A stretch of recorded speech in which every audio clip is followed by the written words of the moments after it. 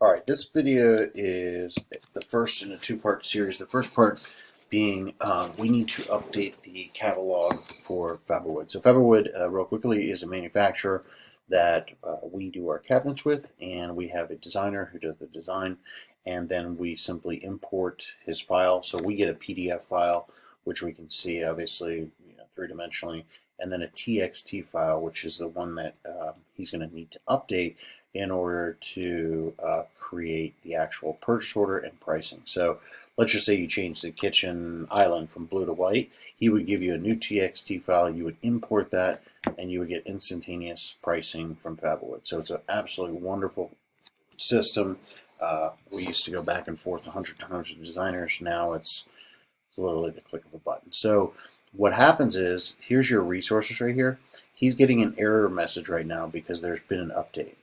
And you don't need anything else in here except for the 2020 ProKitchen Catalog.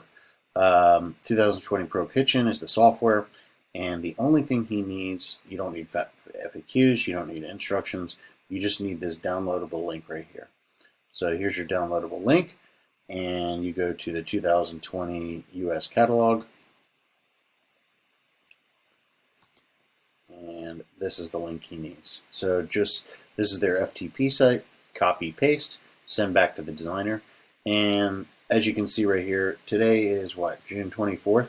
See, the catalog was updated on June 27th, so a week ago. So that's why he's getting the error message. The whole idea is if they're trying to work off an old system, they'll get an error message in 2020 Kitchen.